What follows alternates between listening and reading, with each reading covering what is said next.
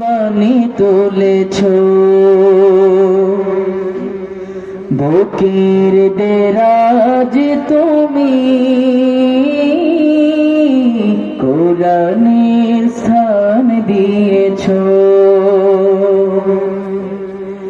এত ভালোবাসো কেন মালিক আমায়, কি করে শুকর তার করি আদায়।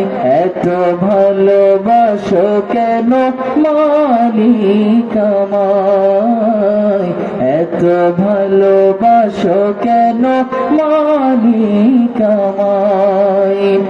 পৃথিবীর দিকে দিকে যদি দে কণ্ঠ আমার নামে তোমার গীতে তৌফিক